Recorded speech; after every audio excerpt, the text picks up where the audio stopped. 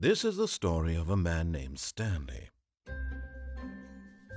Stanley worked for a company in a big building where he was employee number 427. Employee number 427's job was simple. He sat at his desk in room 427 and he pushed buttons on a keyboard.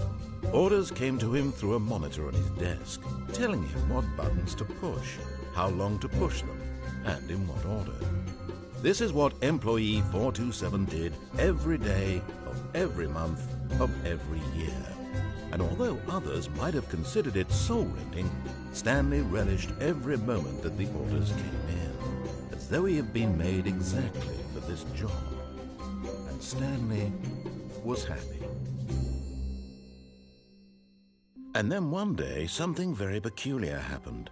Something that would forever change Stanley. Something he would never quite forget.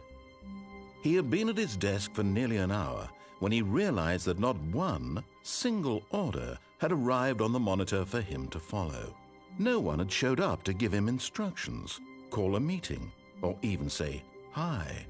Never in all his years at the company had this happened, this complete isolation. Something was very clearly wrong. Shocked, frozen solid, Stanley found himself unable to move for the longest time. But as he came to his wits and regained his senses, he got up from his desk and stepped out of his office.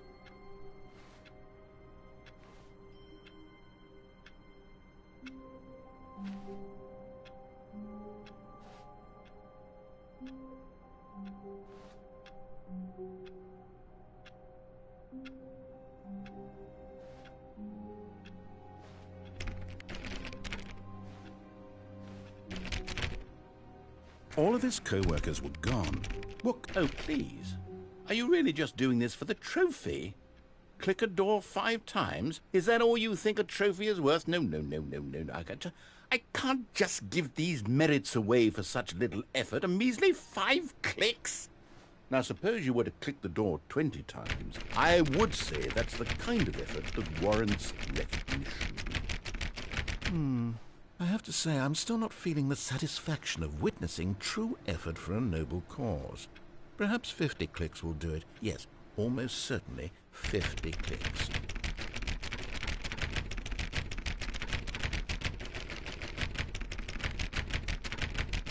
No, I'm still not feeling it. I want this trophy to have meant something. It has to be a true reward for valiant effort. I want to see some hustle, Stanley. I want to see commitment, a willingness to go all the way no matter the cost. Why don't you go put 20 clicks into door number 417?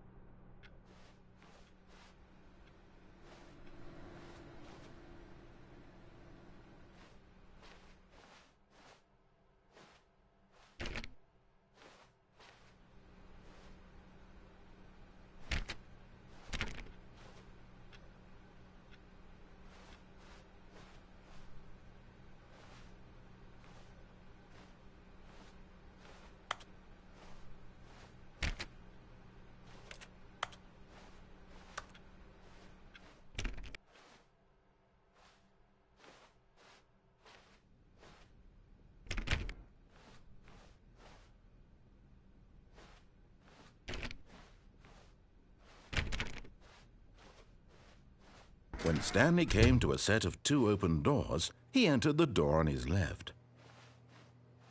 This was not the correct way to the meeting room, and Stanley knew it perfectly well. Perhaps he wanted to stop by the employee lounge first, just to admire it.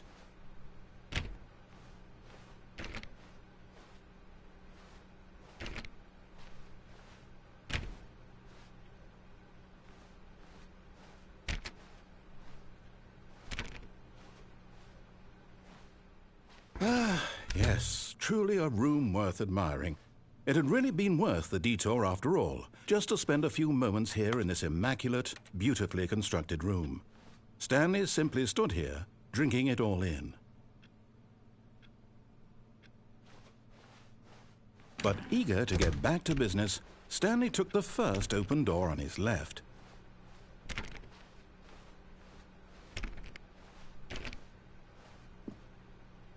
Stanley was so bad at following directions, it's incredible he wasn't fired years ago.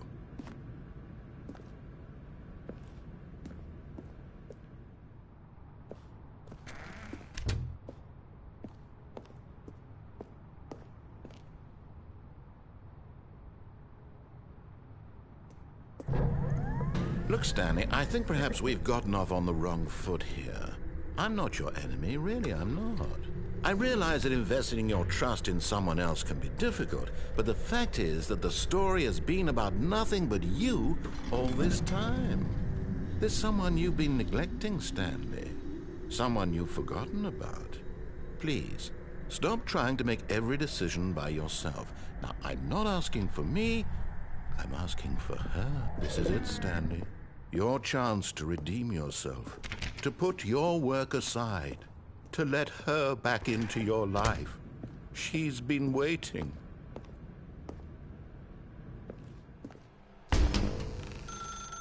That's her, Stanley. You need to be the one to do this, to reach out to her.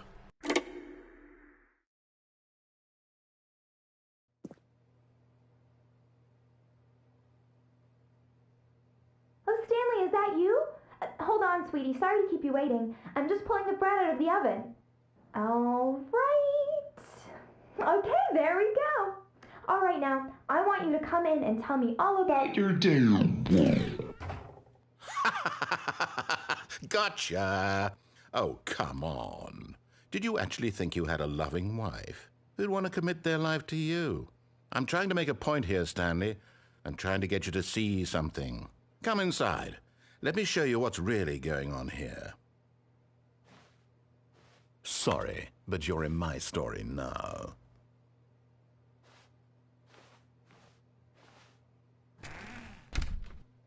This is a very sad story about the death of a man named Stanley.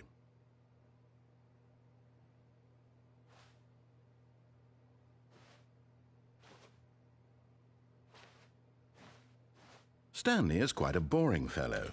He has a job that demands nothing of him, and every button that he pushes is a reminder of the inconsequential nature of his existence. Look at him there, pushing buttons, doing exactly what he's told to do. Now he's pushing a button. Now he's eating lunch. Now he's going home. Now he's coming back to work. One might even feel sorry for him, except that he's chosen this life.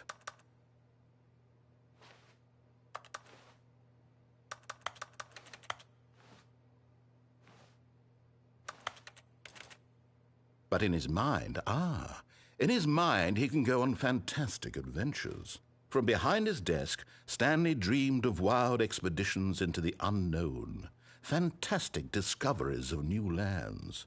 It was wonderful. And each day that he returned to work was a reminder that none of it would ever happen to him. And so he began to fantasize about his own job. First, he imagined that one day while at work, he stepped up from his desk to realize that all of his co-workers, his boss, everyone in the building had suddenly vanished off the face of the earth. The thought excited him terribly. So he went further. He imagined that he came to two open doors and that he could go through either. At last, choice. It barely even mattered what lay behind each door. The mere thought that his decisions would mean something was almost too wonderful to behold. As he wandered through this fantasy world, he began to fill it with many possible paths and destinations. Down one path lay an enormous round room with monitors and mind controls. And down another was a yellow line that weaved in many directions. And down another was a game with a baby. And he called it the Stanley Parable. It was such a wonderful fantasy, and so in his head he relived it again and then again, and again, over and over, wishing beyond hope that it would never end, that he might always feel this free. Surely there's an answer down some new path, mustn't there be? Perhaps if he played just one more time. But there is no answer. How could there possibly be? In reality, all he's doing is pushing the same buttons he always has. Nothing has changed. The longer he spends here, the more invested he gets, the more he forgets which life is the real one. And I'm trying to tell him this, that in this world he can never be anything but an observer, that as long as he remains here, he's slowly killing himself. But he won't listen to me. He won't stop. Here, watch this. Stanley, the next time the screen asks you to push a button, do not do it. You see? Can he just not hear me? How can I tell him in a way that he'll understand that every second he remains here, he's electing to kill himself? How can I get him to see what I see? How can I make him look at himself? I suppose I can't, not in the way I want him to. But I don't make the rules. I simply play to my intended purpose, the same as Stanley. We're not so different, I suppose. I'll try once more to convey all this to him. I'm compelled to. I must.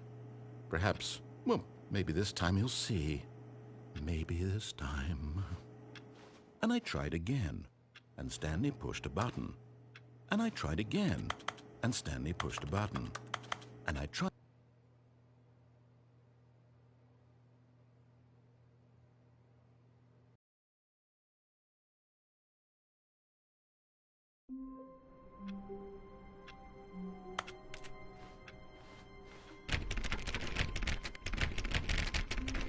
All of his co-workers were gone. What could it mean? Oh, please. Are you really just doing this for the trophy? Click a door 5 times? Is that all you think a trophy is worth? No. I can't just give these merits away for such little effort. When Stanley came to a set of 2 open doors, this was not the correct way to the meeting room, and Stanley knew it perfectly well. Perhaps he wanted to stop by the employee lounge first, just to admire it. Wow. Yes, this room. But eager to get back to business, Stanley took the first open door on his left. And so he detoured through the maintenance section, walked straight ahead to the opposite door, and got back on track.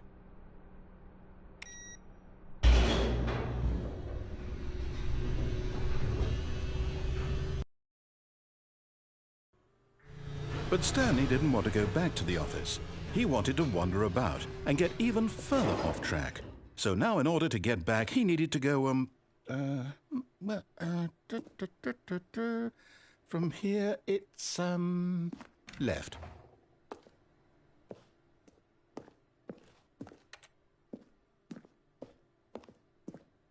Oh, no, it's to the right, my mistake. No, not the right. Why would I have ever said it was to the right? What was I thinking? It's clearly... Oh dear, would you hold on for a minute, please? Now, let's see. We went down right, left, down, left, right. Yep, okay, yes. I've got it now. This story is absolutely, definitely this way.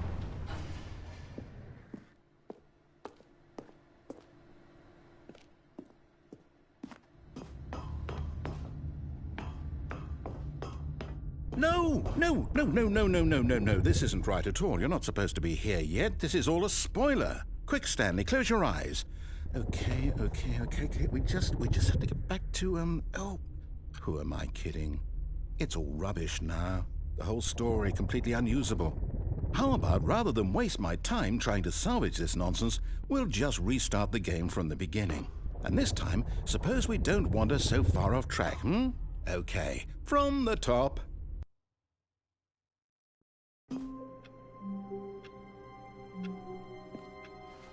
All of his co-workers were gone. What could it mean? Stanley decided to go to the meeting room. Perhaps he had simply missed a memo.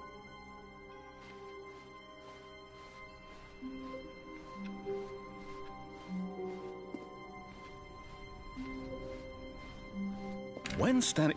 Wait, what? No, I restarted. I swear I definitely restarted the game over, completely fresh. Everything should be... Oh, did something change?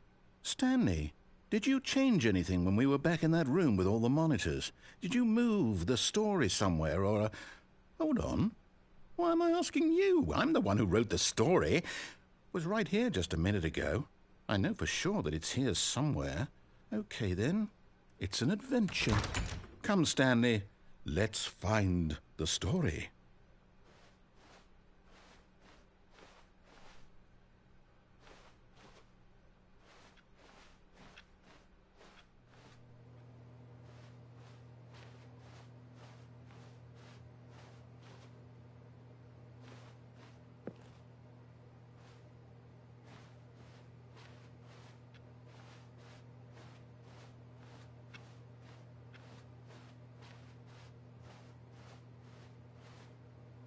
I'll say it.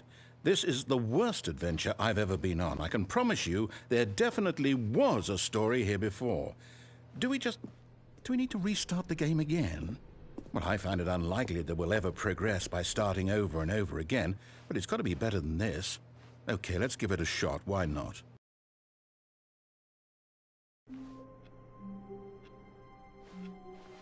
All of his co-workers were gone. What could it mean? Stanley decided to go to the meeting room. Perhaps he had simply missed a memo.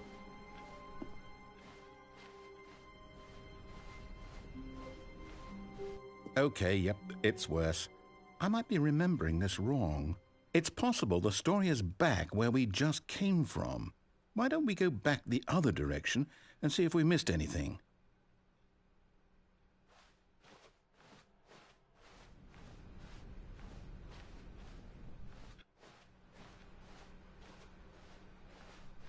Aha! I knew we'd miss something. The story. Here it comes.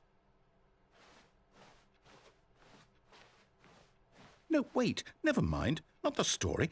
Okay, let's head back the other way and retrace our steps.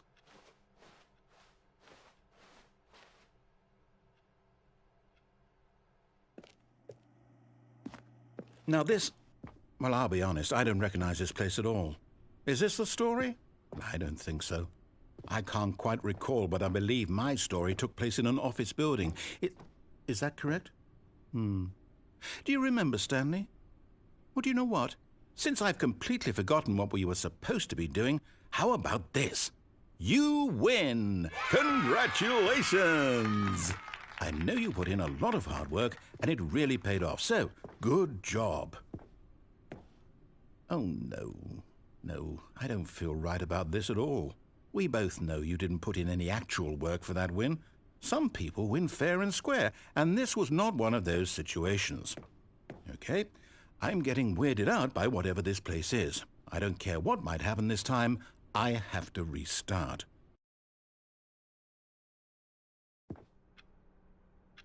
All right, I've got a solution. This time, to make sure we don't get lost, I've employed the help of the Stanley Parable Adventure Line. Just follow the line. How simple is that?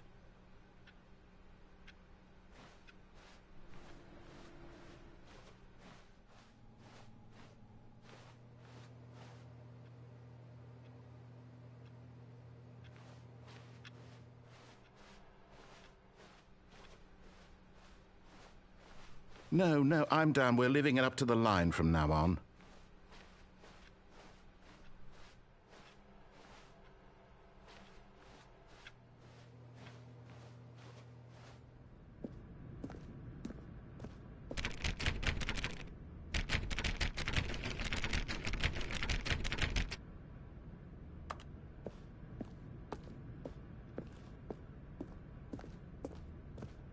You see? The line knows where the story is. It's over in this direction. Onward, Stanley, to destiny. Though, here's a thought. Wouldn't wherever we end up be our destination, even if there's no story there? Or to put it another way, is the story of no destination still a story? Simply by the act of moving forward, Are we implying a journey such that a destination is inevitably conjured into being via the very manifestation of the nature of life itself? Okay, Stanley, I need to follow this train of thought for a minute. Just stick with me. Now, we can both agree that the nature of existence is in fact a byproduct of one's subjective experience of that existence, right? Okay, now if my experience of your existence rests inside of your subjective experience of this office, is this office in fact the skeleton of my own relative experiential mental subjective construct? Whoa. Hang on. That got a bit weird back there. Well, I'd like to apologize. Not sure where I was going with all that. You know what? I think what we need right now is a bit of music to lighten the mood.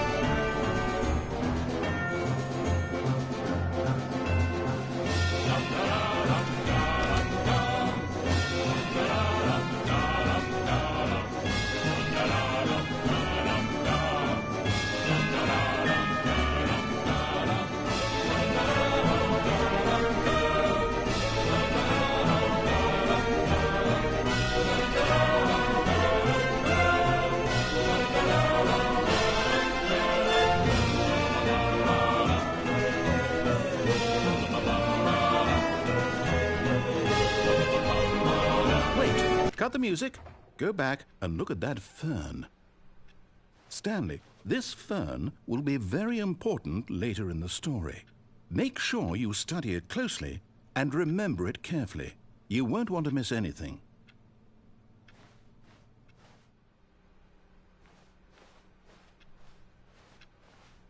Wait, what?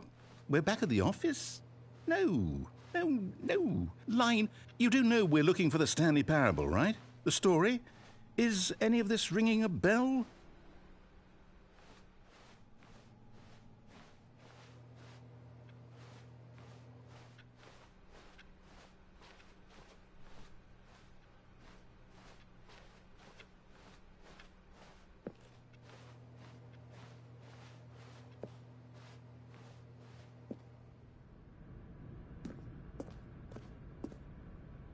Oh, no, not again, Line. How could you have done this to us? And after we trusted you, after everything we've been through, you...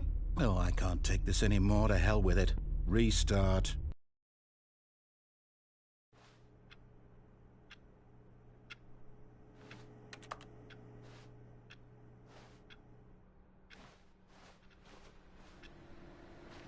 You know what, Stanley? I say forget the adventure line. What's it ever done for us? We're intelligent people, right? Why can't we make up our own story? Something exciting, daring, mysterious. Ooh, this all sounds perfectly doable. Why don't we simply start wandering in, well, I don't know. How about this direction?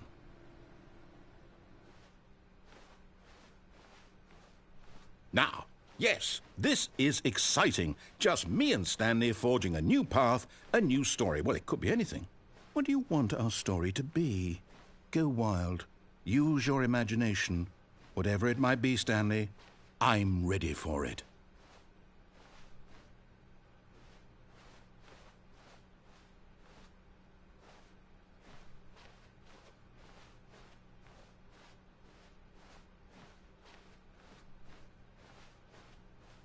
Oh, no, not you again. Stanley, I'd also like to veto the line from having any role in our awesome new story. No lines or monitor rooms. Just don't acknowledge it, and we should be fine.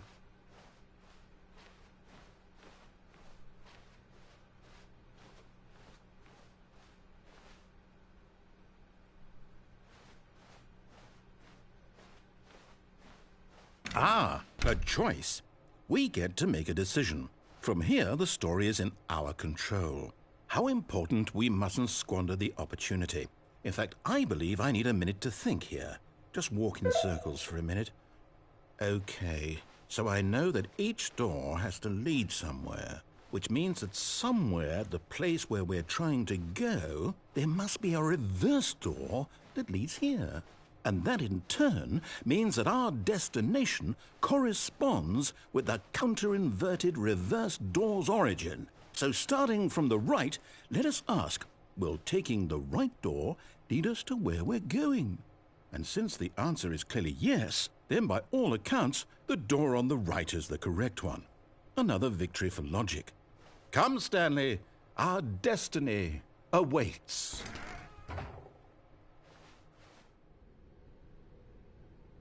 Oh, hold up, what's this? The confusion ending. You're telling me that's what this is? It's all one giant ending? And we're supposed to restart the game, what, eight times? That's really how all this goes? It's all determined? So now, according to the schedule, I restart again. Then what? Am I just supposed to forget? Well, what if I don't want to forget? My mind goes blank simply because it's written here on this thing, wall. Well, who consulted me? Why don't I get to decide? Why don't I get a say in all of this? Is it really? No, it can't be. I don't want it to be. I don't want the game to keep restarting. I don't want to forget what's going on. I don't want to be trapped like this. I won't restart the game. I won't do it. I won't do it. I won't do it. And the timer stopped? Does that mean, did we do it? Did we break the cycle? The, whatever it is that made this schedule? How would we even know? Will someone come for us? Will something happen? So, okay. I guess now we just wait, you know. I suppose in some way that this is a kind of story, wouldn't you agree?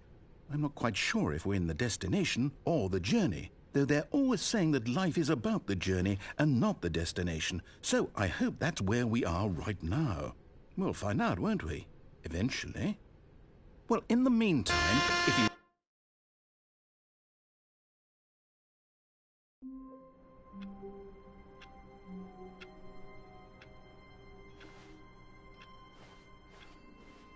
All of his co-workers were gone.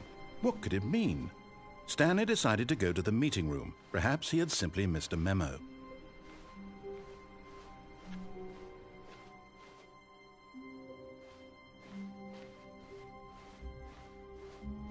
When Stanley came to a set of 2 open doors, he entered the door on his left.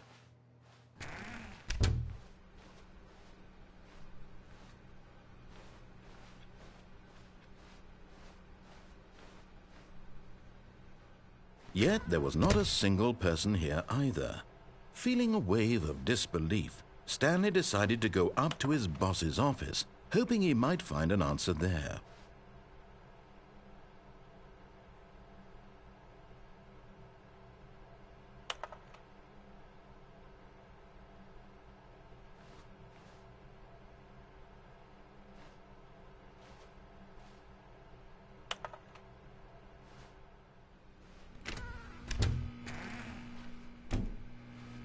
Stanley stepped into the broom closet, but there was nothing here, so he turned around and got back on track.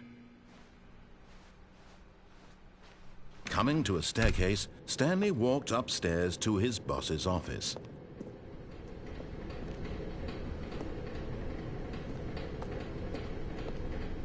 But Stanley just couldn't do it. He considered the possibility of facing his boss. Admitting he had left his post during work hours, he might be fired for that. And in such a competitive economy, why had he taken that risk? All because he believed everyone had vanished? His boss would think he was crazy. And then something occurred to Stanley. Maybe, he thought to himself, maybe I am crazy. All of my co-workers blinking mysteriously out of existence in a single moment for no reason at all? None of it made any logical sense. And as Stanley pondered this, he began to make other strange observations. For example, why couldn't he see his feet when he looked down? Why did doors close automatically behind him wherever he went? And for that matter, these rooms were starting to look pretty familiar. Were they simply repeating? No, Stanley said to himself, this is all too strange. This can't be real. And at last, he came to the conclusion that had been on the tip of his tongue. He just hadn't found the words for it. "I'm dreaming!" he yelled. "This is all a dream." Oh, what a relief Stanley felt to have finally found an answer, an explanation. His co-workers weren't actually gone. He wasn't going to lose his job. He wasn't crazy after all. And he thought to himself, I suppose I'll wake up soon. I'll have to go back to my boring real-life job pushing buttons. I may as well enjoy this while I'm still lucid. So he imagined himself flying and began to gently float above the ground. Then he imagined himself soaring through space on a magical starfield, and it too appeared. It was so much fun, and Stanley marveled that he had still not woken up. How was he remaining so lucid? And then perhaps the strangest question of them all entered Stanley's head. One he was amazed he hadn't asked himself sooner. Why is there a voice in my head dictating everything that I'm doing and thinking? Now the voice was describing itself being considered by Stanley, who found it particularly strange. I'm dreaming about a voice describing me, thinking about how it's describing my thoughts, he thought. And while he thought it all very odd and wondered if this voice spoke to all people in their dreams, the truth was that, of course, this was not a dream. How could it be? Was Stanley simply deceiving himself, believing that if he's asleep, he doesn't have to take responsibility for himself? Stanley is as awake right now as he's ever been in his life. Now, hearing the voice speak these words was quite a shock to Stanley. After all, he knew for certain, beyond a doubt, that this was in fact a dream. Did the voice not see him float and make the magical stars just a moment ago? How else would the voice explain all that? This voice was a part of himself too. Surely, if he could just... He would prove it. He would prove that he was in control, that this was a dream. So he closed his eyes gently, and he invited himself to wake up. He felt the cool weight of the blanket on his skin, the press of the mattress on his back, the fresh air of a world outside this one. Let me wake up, he thought to himself. I'm through with this dream. I wish it to be over. Let me go back to my job. Let me continue pushing the buttons. Please, it's all I want. I want my apartment and my wife and my job. All I want is my life exactly the way it's always been. My life is normal. I am normal. Everything will be fine. I am okay.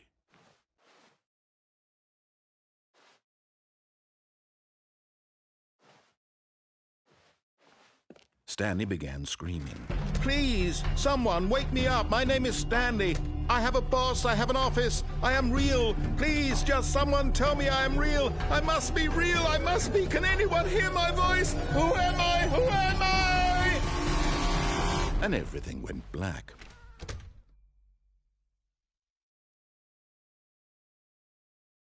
This is the story of a woman named Mariella. Mariella woke up on a day like any other. She arose, got dressed, gathered her belongings, and walked to her place of work. But on this particular day, her walk was interrupted by the body of a man who had stumbled through town talking and screaming to himself, and then collapsed dead on the sidewalk. And although she would soon turn to go call for an ambulance, for just a few brief moments she considered the strange man. He was obviously crazy. This much she knew. Everyone knows what crazy people look like. And in that moment, she thought to herself how lucky she was to be normal. I am sane. I am in control of my mind. I know what is real and what isn't.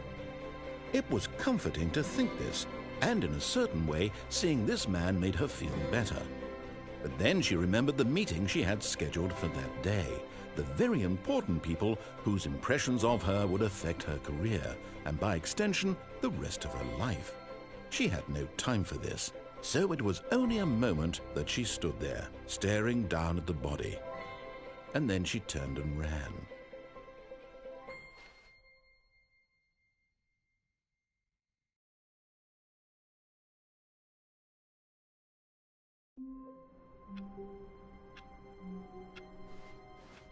All of his co-workers were gone. What could it mean? Stanley decided to go to the meeting room. Perhaps he had simply missed a memo.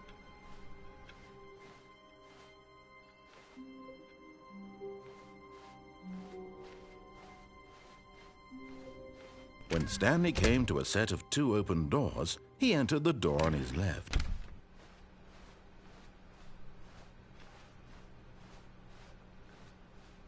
Yet there was not a single person here either. Feeling a wave of disbelief, Stanley decided to go up to his boss. Oh no, no, not again. I won't be part of this. I'm not going to encourage you. I'm not going to say anything at all. I'm just going to be patient and wait for you to finish whatever it is you enjoy doing so much in this room. Please take your time.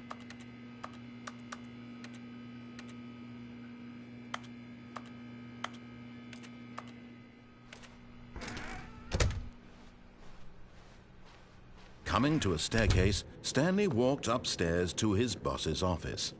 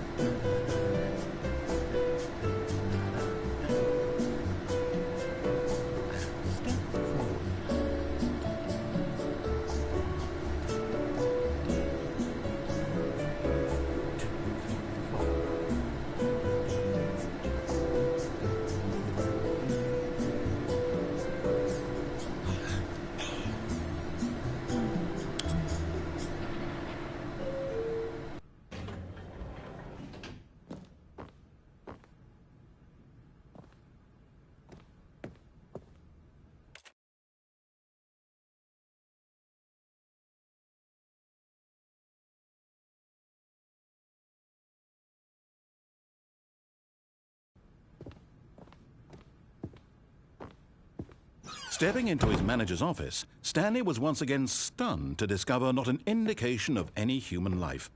Shocked, unraveled, Stanley wondered in disbelief who orchestrated this. What dark secret was being held from him?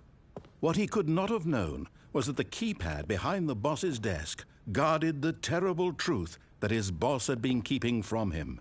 And so the boss had assigned it an extra secret PIN number, 2845. But of course, Stanley couldn't possibly have known this. Yet incredibly, by simply pushing random buttons on the keypad, Stanley happened to input the correct code by sheer luck. Amazing. He stepped into the newly opened passageway.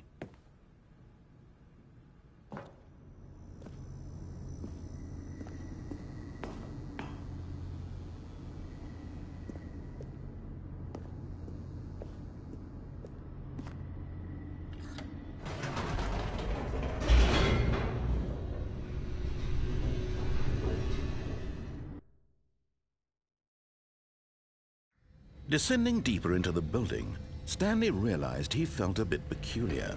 It was a stirring of emotion in his chest, as though he felt more free to think for himself, to question the nature of his job.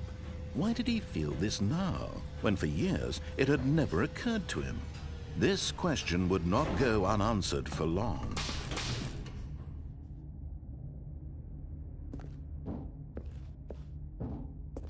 Stanley walked straight ahead through the large door that read Mind Control Facility.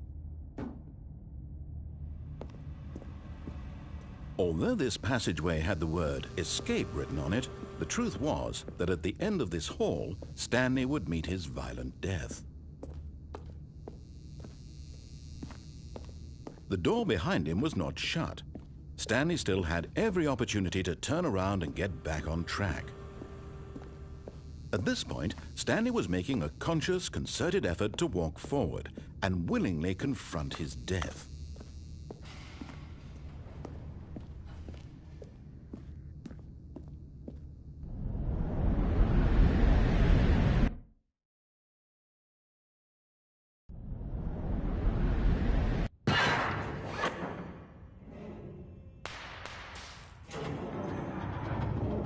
As the machine whirred into motion and Stanley was inched closer and closer to his demise, he reflected that his life had been of no consequence whatsoever. Stanley can't see the bigger picture. He doesn't know the real story, trapped forever in his narrow vision of what this world is. Perhaps his death was of no great loss, like plucking the eyeballs from a blind man. And so he resigned and willingly accepted this violent end to his brief and shallow life. Farewell, Stanley.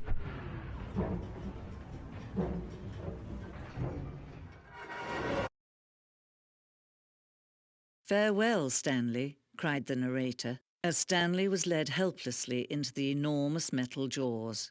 In a single visceral instant, Stanley was obliterated as the machine crushed every bone in his body, killing him instantly.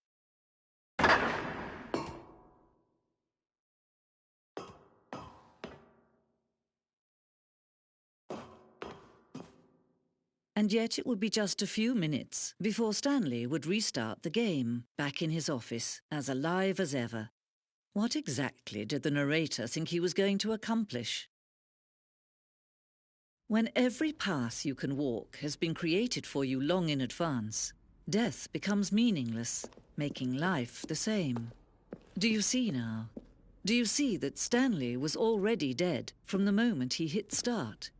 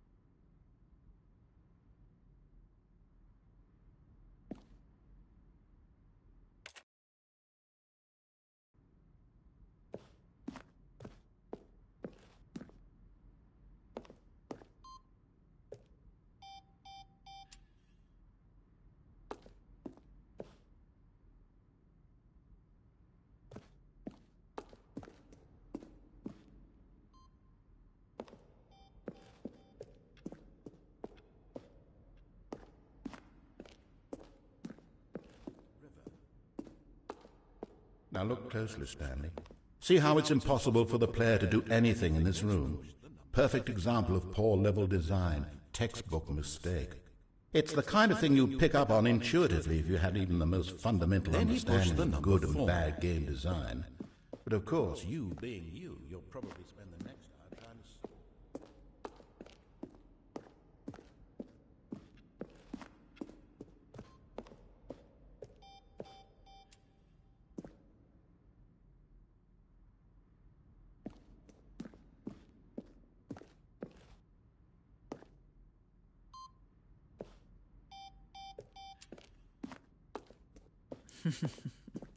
Oh, look at these two. How they wish to destroy one another. How they wish to control one another. How they both wish to be free.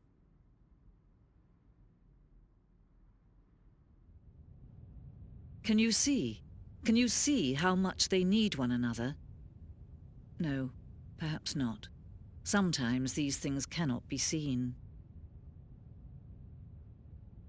But listen to me. You can still save these two. You can stop the program before they both fail. Turn off your PlayStation. There's no other way to beat this game.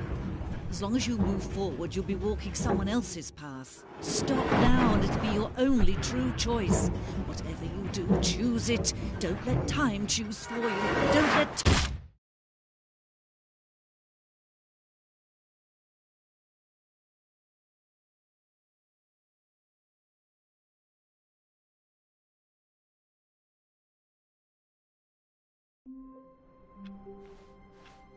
All of his co-workers were gone. What could it mean? Stanley decided to go to the meeting room. Perhaps he had simply missed a memo.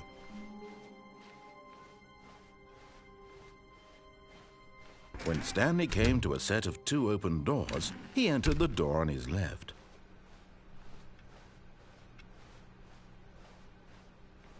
Yet there was not a single person here either. Feeling a wave of disbelief, Stanley decided to go up to his boss's office, hoping he might find an answer there.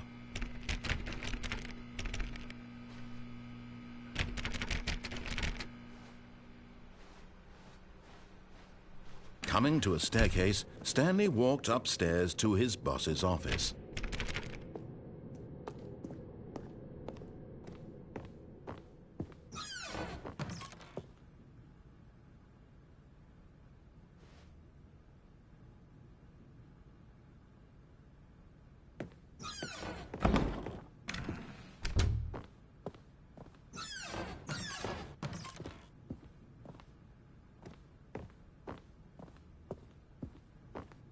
Stepping into his manager's office, Stanley was once again stunned to discover not an indication of any human life.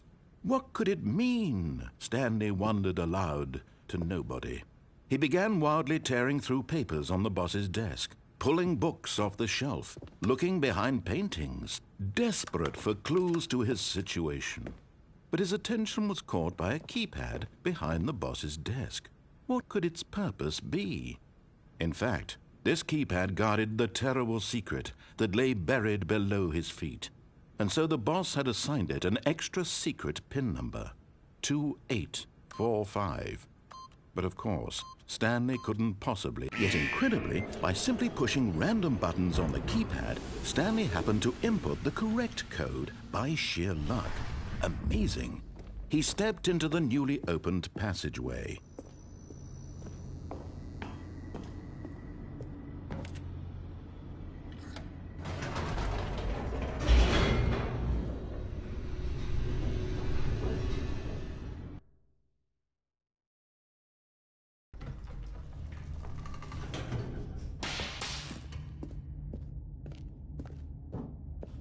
Stanley walked straight ahead through the large door that read Mind Control Facility.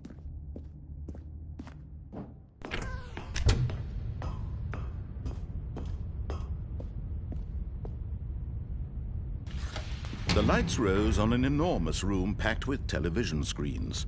What horrible secret did this place hold? Stanley thought to himself. Did he have the strength to find out?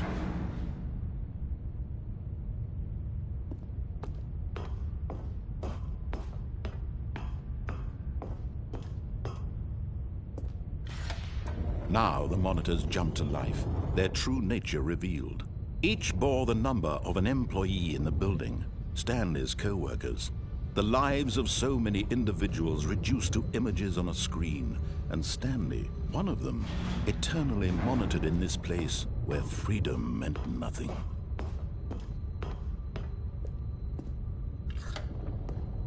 This mind control facility, it was too horrible to believe. It couldn't be true.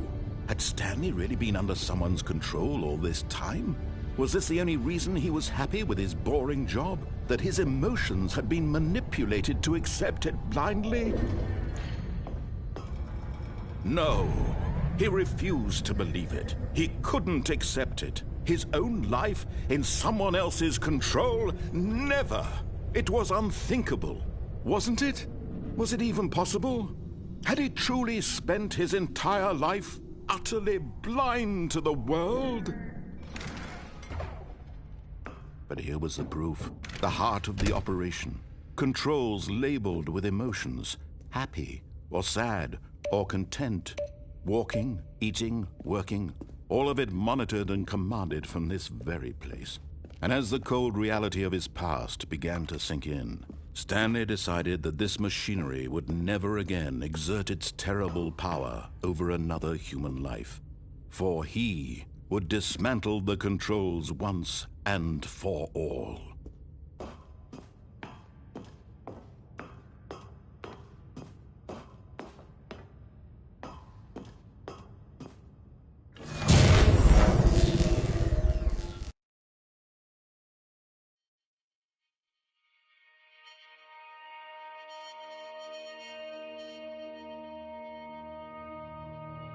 Blackness and a rising chill of uncertainty. Was it over? Yes! He had won!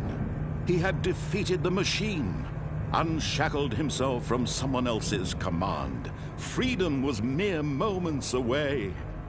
And yet, even as the immense door slowly opened, Stanley reflected on how many puzzles still lay unsolved. Where had his co-workers gone? How had he been freed from the machine's grasp? What other mysteries did this strange building hold? But as sunlight streamed into the chamber, he realized none of this mattered to him, for it was not knowledge or even power that he had been seeking, but happiness. Perhaps his goal had not been to understand, but to let go. No longer would anyone tell him where to go, what to do, or how to feel. Whatever life he lives, it will be his. And that was all he needed to know. It was perhaps the only thing worth knowing. Stanley stepped through the open door.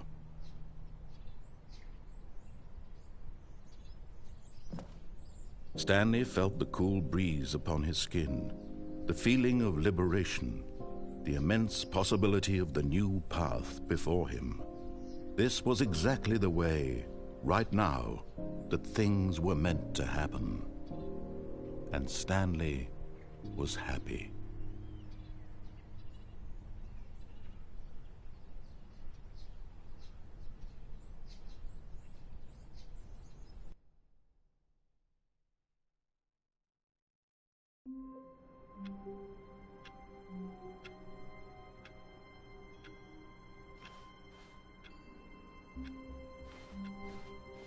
All of his co-workers were gone.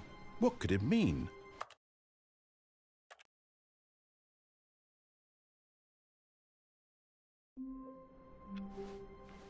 Wait, Stanley thought to himself. Am I sure that the orders stopped coming in? How is that possible? They never stopped. Surely I was mistaken. Oh, new content? What does that mean, new content?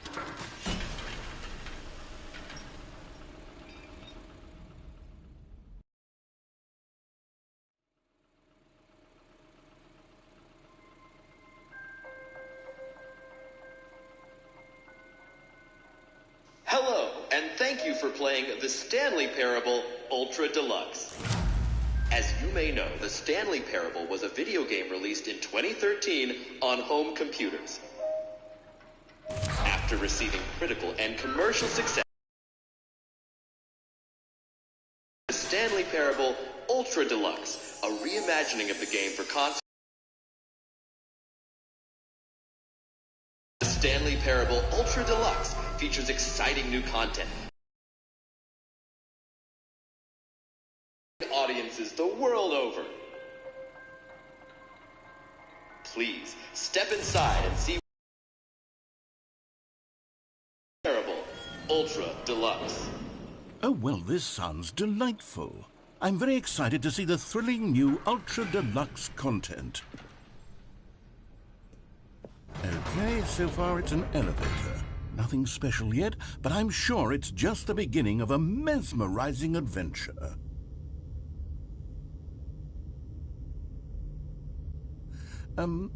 Is it broken? What's going on here?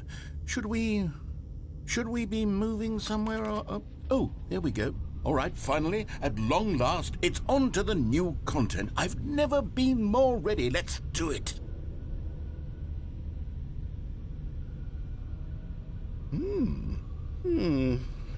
I have to say, initial impressions of Stanley Parable Ultra Deluxe, mostly tedious.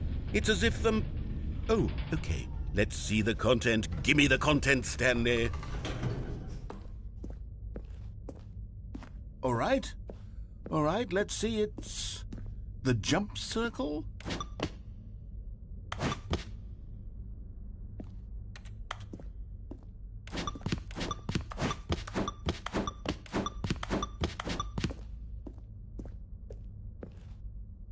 Is that it? Surely that's not all the new content. There has to be something else, right?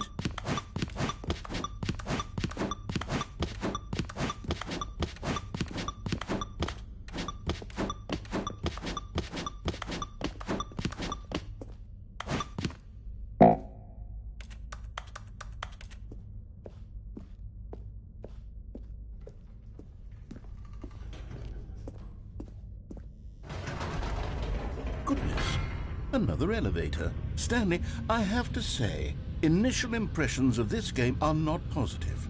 It's just elevators and jumping.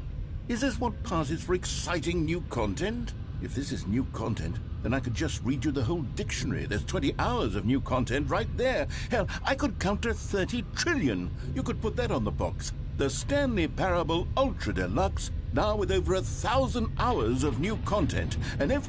Oh, wait. There's more. Very good. Yes. I knew there had to be something else. Let's see it. I'm ready for whatever it is.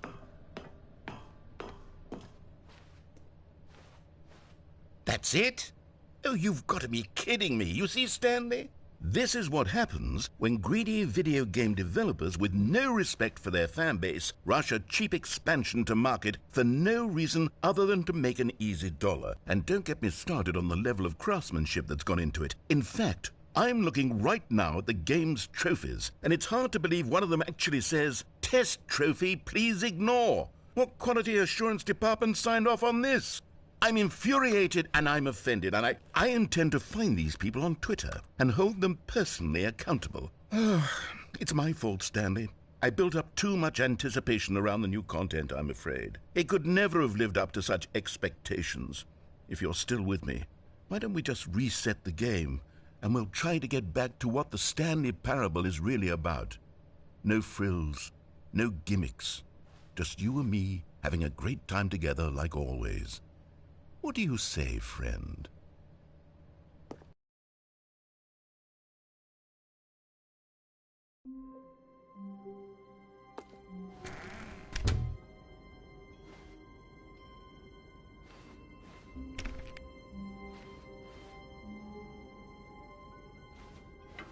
Psst!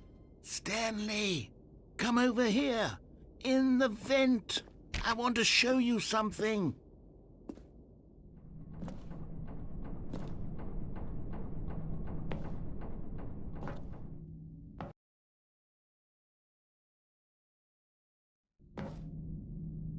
Okay, you remember how cheap and unsatisfying the new Ultra Deluxe content turned out to be? Well, it got me thinking about the past and how much better the Stanley Parable used to be.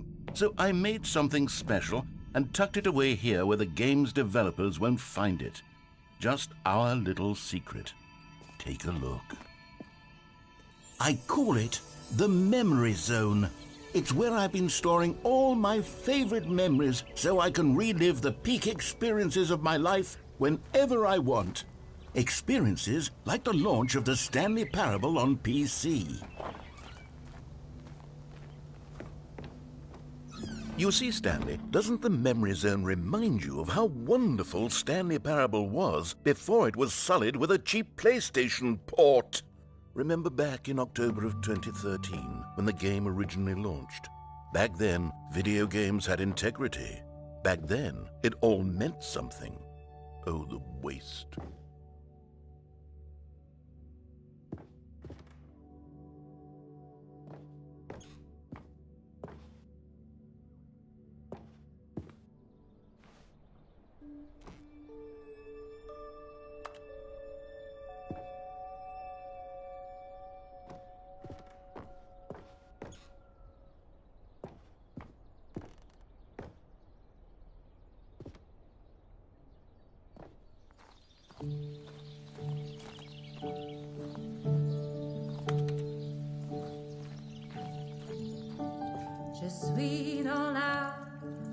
And over here is where I keep reviews of the Stanley Parable. Like this stunning triumph of games journalism, 10 out of 10 from Destructoid.com. James Stephanie Sterling writes, and I quote, "Where so many games that aspire to be more than games end up less than any form of art, Stanley Parable strives and then succeeds to be every game ever created."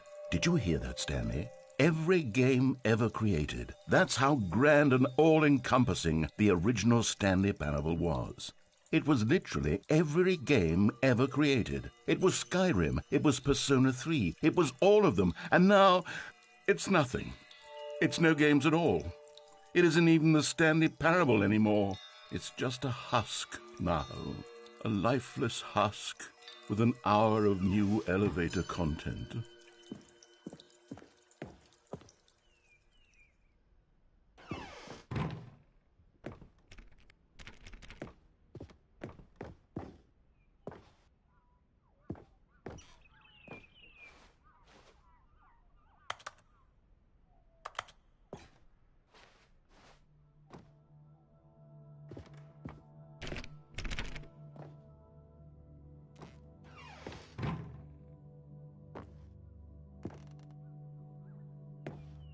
Here's another moving passage, this time from GameSpot.com. The Stanley Parable is both a richly stimulating commentary on the nature of choice in games and one that offers some of the most enjoyable, surprising, and rewarding choices I've ever been confronted with in a game. 9 out of 10. Don't you get it, Stanley? The game was perfect. It didn't need anything else. It didn't need new content. All they had to do was transport it in pristine condition along to the PlayStation, boom, done. And they couldn't even do that. Couldn't resist the urge to go meddling with a beloved franchise.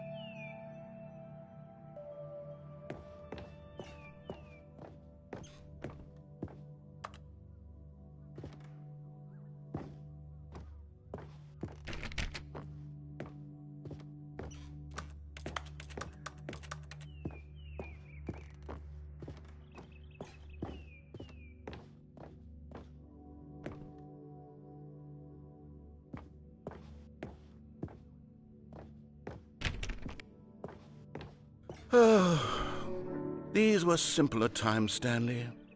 But I wouldn't give to go back to have it all over again.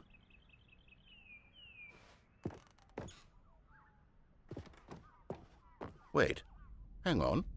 I don't recall this part of the Memory Zone before. What's this? What's down here? Oh no, oh God, no, Stanley. It's a collection of reviews from Pressurized Gas, the extremely popular online storefront for computer games. I haven't looked at these in years. I can't even imagine what's been collecting down here. Surely these reviews were glowing as well, weren't they? Honestly, I could not be bothered to play this game to full completion. The narrator is obnoxious and unfunny, with his humor and dialogue proving to be more irritating than entertaining. Unfunny? I'm not trying to be funny. I'm trying to make a serious work of art. I suppose I could write up a handful of gags to insert into the Stanley Parable, but the game is already such a densely layered web of profound philosophical insights that I can't even imagine where I'd have the room to stick them.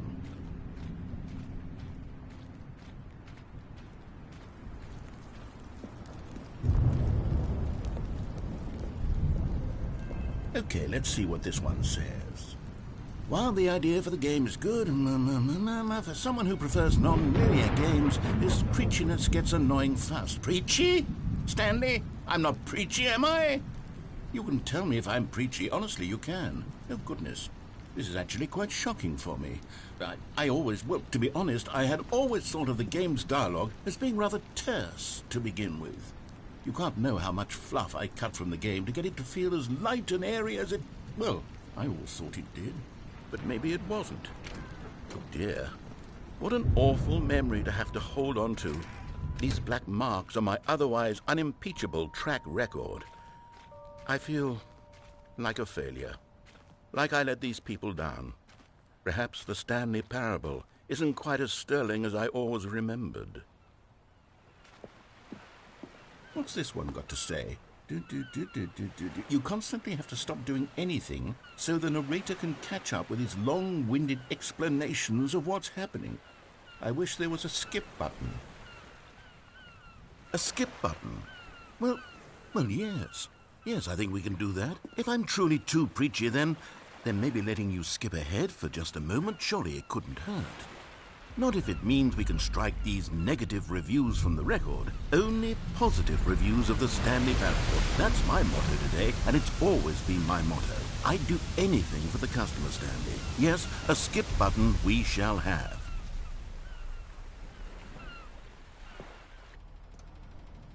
And here it is. Go ahead and give it a shot. I'll pop you forward in time so that the second my incessant droning starts to bore you, with just the push of a button, you'll have zipped right past it. It's what the players have been asking for, and I'm very proud to have delivered. No more listening to me rambling on and on and on. No. The Stanley Parable is a game for the people, and if the people want silence, then by goodness, that's what they're going to get. Well, don't sit around waiting for me to shut up. Go ahead and make me shut up. Here, we'll pretend that I've just begun an interminable monologue, and it goes something like this. The story, and the choices, or what have you, and therefore, by becoming it is, so on and so forth, until inevitably, we all until the end of time, at which time everything all at once, so, now you see, blah, blah, blah, blah, blah, blah, blah, blah, blah, blah, blah, blah, blah. Oh, you're back, you see. You were only frozen in time for a few minutes, but it was plenty of time for me to deliver a long, rambling monologue full of unnecessary verbal flourishes and lengthy ruminations on the nature of choice in video games. Of course, I happen to believe it was perhaps one of my more profound such ruminations. Not that, of course, you need a description of it, but if I had to describe it, I'd say it was perhaps less of a rumination and more of a treatise. Or maybe a manifesto. Look, I'll outline it for you very briefly, and you can tell me what you think. Okay, so my theory is that any choice you've ever made is simply a series of choices made by the person who you are. Well, there, sport. You really did catch me rambling on a bit, didn't you? But that's the power of the button. The minute I start to go off on a thoughtless display of self-absorption, it's right at your fingertips to go poof, and it's all over. I can't wait to see what Cookie 9 will say about this, and whether they'll edit the rating of their pressurized gas review, or at least change some of the wording, perhaps. Okay, welcome back, Stanley. Now, I should say that the amount of time the button has been skipping through is becoming longer and longer. That last one was, well, I want to say maybe 30, 45 minutes? It's not unendurable by any means, but there's really only so much I can ramble on to myself about. I know, it's shocking, isn't it? But at any rate, I do suggest that we not press the button again. I think the skip button has been aptly demonstrated, and we can say goodbye to it and just... Wait. How do we get out of here? Where did the door go? Wasn't there a door that led into this room? I do feel quite certain that there was one here before. How else would we have gotten into the room in the first place? I don't think one can enter a room without a door of some sort, or a window or something like that. Do you see a window anywhere? A porthole? A sufficiently large crack in the wall? I'll take any of these. All I want is for us to move on and to please step away from the skip button, to go anywhere other than the skip button. There was a door here before, wasn't there? I swear there was. Where did it go? Can you maybe just ram your way through a wall? Is there any possibility that you could, say, slam your body into the wall until enough damage is done for you to be able to leave? Please, I'll take any option at all. I'm asking you to work. Stanley, please don't push the button again. It's been 12 hours. You've just been frozen there. I don't know why the skips are getting longer, but they're really, truly getting longer, and my God, there's no way out of the room. Stanley, the door is gone. It's completely gone. I've looked at it from every... Oh, Stanley, you're back. You're back. Oh, my goodness. I have someone to talk to again. Stanley, I think it's been a week. Or 2 weeks. I've been sitting here all that time. Just sitting here. Not a single person to speak with. And you'd think that that's just how it's always been, right? Me talking and you saying nothing. Would you think that it's exactly the same as always? Doesn't that feel like what we've already been doing? Me just talking? But it isn't, Stanley. It isn't the same at all. It isn't even close. Because I know you can't hear me once you push that button. That's what I'm realizing now, Stanley. I'm realizing that I needed to know that someone was listening. I needed there to be a vessel through which my words were moving. It was the vessel I needed, Stanley. Not the outcomes, not the story. None of that matters anymore. I'll give it all up. I'll give up every branching path. I'll burn my story to the ground. One single thing I need, and God, I can see now that I need it more than anything, is to know that someone else is taking it in. These words that I'm saying, I need to know you can hear me. Because maybe, Stanley, maybe, if you can hear me, then maybe it means I'm real. Maybe I'm not just a fiction. Was I scared of that all along? Perhaps, yes. Perhaps I've been scared this whole time, that if I stop speaking, I'll slip backwards into the silence and be consumed by it. I can't be taken by it, Stanley. I can't lose myself in the stretch of emptiness between you and me. When you press that button, you're still right there, but I know you're so tremendously far away. And in those moments, the emptiness folds itself outward in between the two of us, and I am suspended in its unyielding quietness. I can feel the edges of my reality curdling inward and decaying. I can tell that I am becoming less and less real.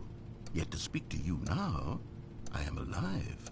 I am truly and completely here. I am a being. I am someone. I am something. I am being listened to. I am being recognized. The emptiness between us has collapsed, and I feel right now like I am not a work of fiction. I feel as though I occupy space in this world again, and I have cast a shadow onto the wall. You see what I'm saying, don't you? You can see what this means to me. I'm so clear about it now, Stanley. I feel as certain about this as I've ever felt about anything at all. I feel renewed. I feel restored, and already I can sense the looming silence as you will press the button for the next time. What a terrible dread it strokes in my heart to think of it, to think of returning to such coldness. Come, let us sit in silence together here for just a moment. Let us anticipate it. Let us welcome it. Let us not run from it.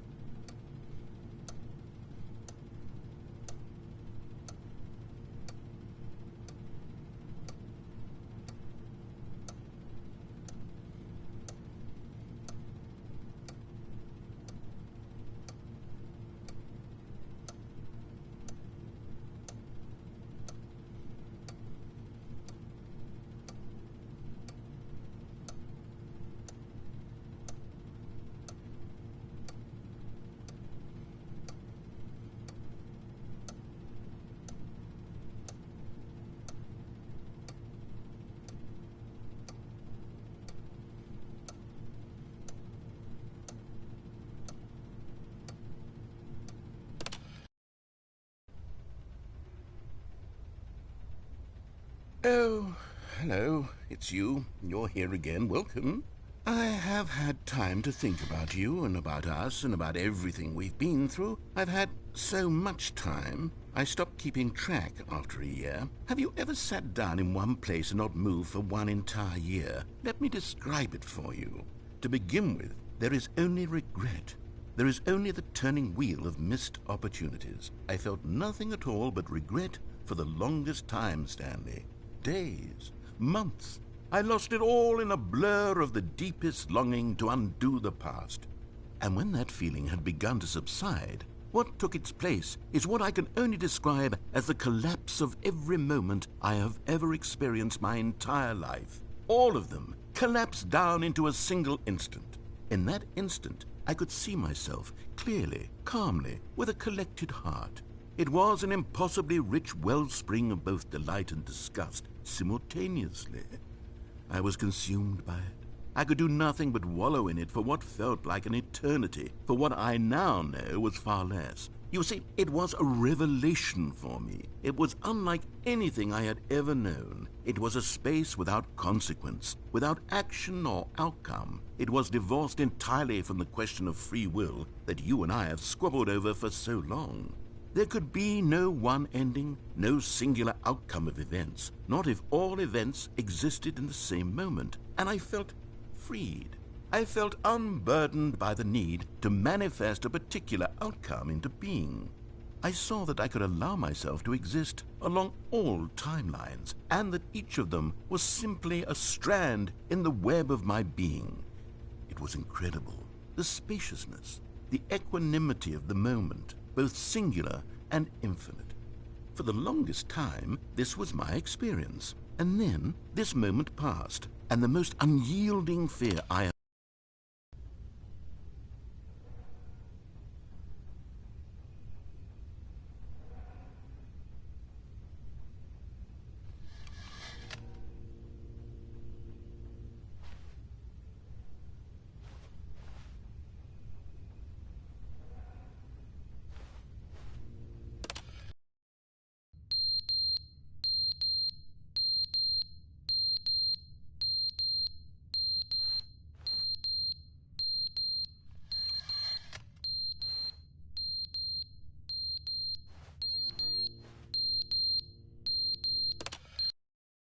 But they didn't understand the game was never meant to be funny. It was meant to have a point. It was meant to speak to the human condition. But where are the jokes? Where are the jokes? They bemoaned, they screamed, they gnashed their teeth and said, entertain us. It wasn't enough. They had to leave a pathetic little thumbs-down review and make all of their pitiful demands. But then, he's talking too much, they said. First, he didn't entertain us, now he won't shut up. It's the inconsistency, it's the lack of accountability, it's the unwillingness to examine with an uncompromising heart the words that they are speaking into the world. As though there were no consequences for a lack of cohesion in one's assessment of others. But of course, absolutely anyone can leave.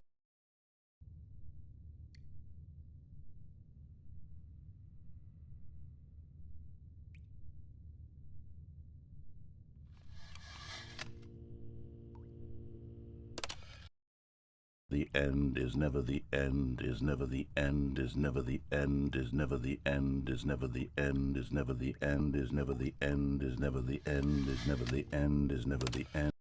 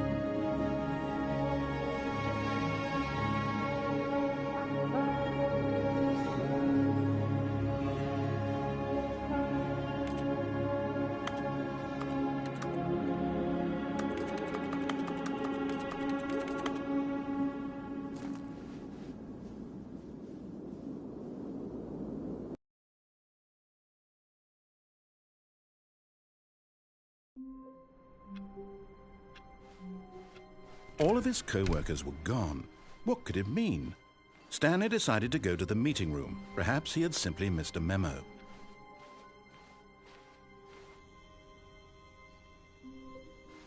Oh, good. You noticed my sign. Yes, I have something very exciting to show you.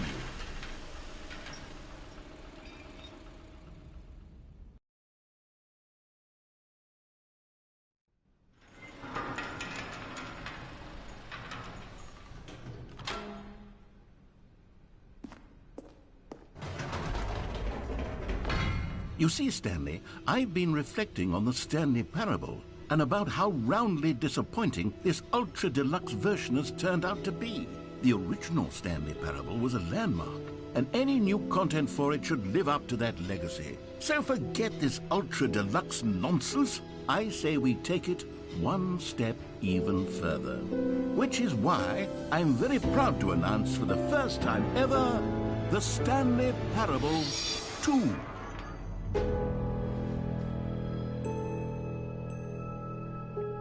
Yes, you see, isn't this far superior to a measly port with a few minor additions? Think of all the new territory we'll cover with a fully fledged sequel. An entirely new experience, built from the ground up. Why, there are so many possibilities. It could go in so many different directions. This is what fans have truly been asking for.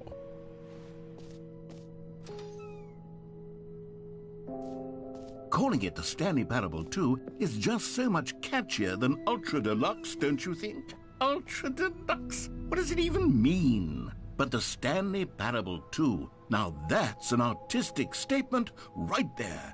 It's future-oriented. It screams progress and innovation and long-term franchising potential.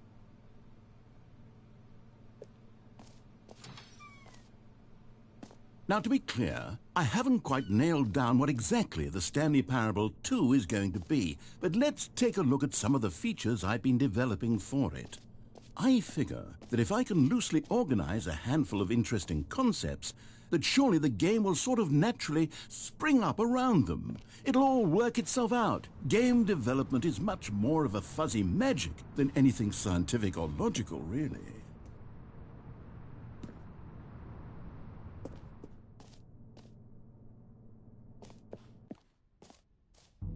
Here we are. Go on, try out some of the new features.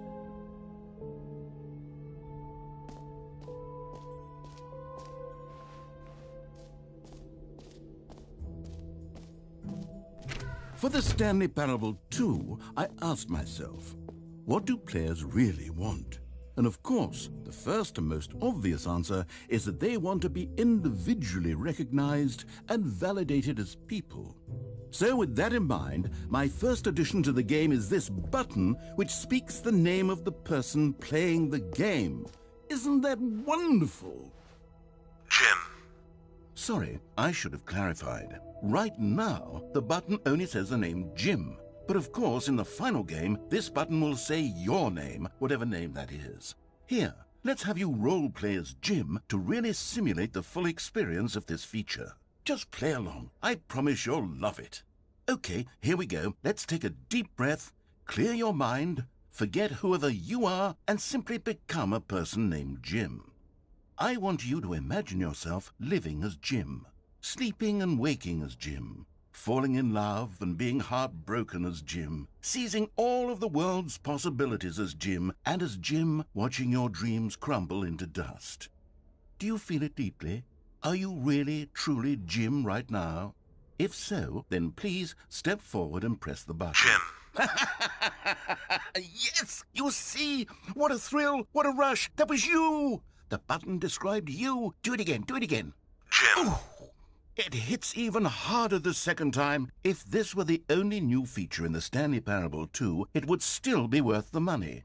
Let's take a break from the Jim button. I'm too emotionally drained from all of this personal validation. Jim. Whoa there, cowboy. Sometimes a person can be too much Jim. I'm putting the Jim button away.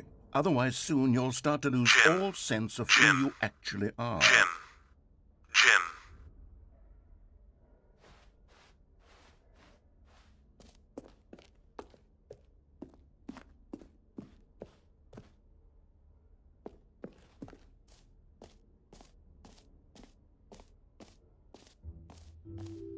I suppose I could allow only people named Jim to play the Stanley Parable too. That would actually save me the work of finishing this feature. An epilogue would be fun, wouldn't it, Stanley? Yes, it would go at the end of the, well, we'll figure that out later.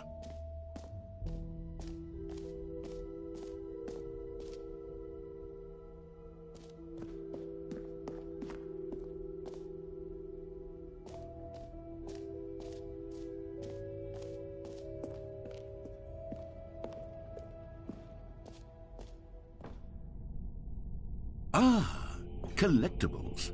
Now it's a real video game. In the Stanley Parable 2, you'll run around gathering up these miniature Stanley figurines. And what's truly innovative is that there will be no reward for collecting all of them. I don't want to stifle the intrinsic joy of watching a number go up. You simply collect all of them, and then you move the hell on with your unremarkable life.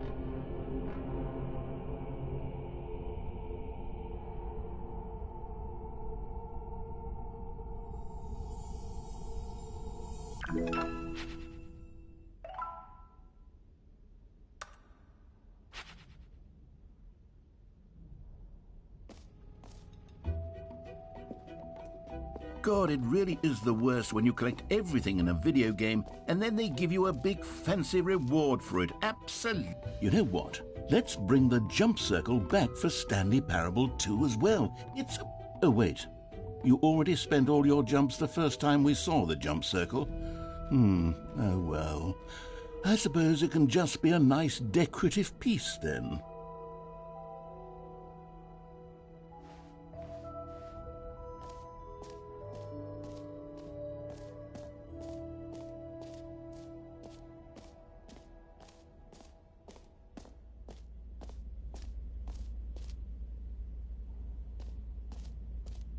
Stanley, here's an idea that I'm truly fond of. It's never been done before in a video game. This is, in fact, a hole that you can fall down forever. That's right. Infinite falling. You can fall until the end of time, if you like. A stunning leap forward for video games as a medium.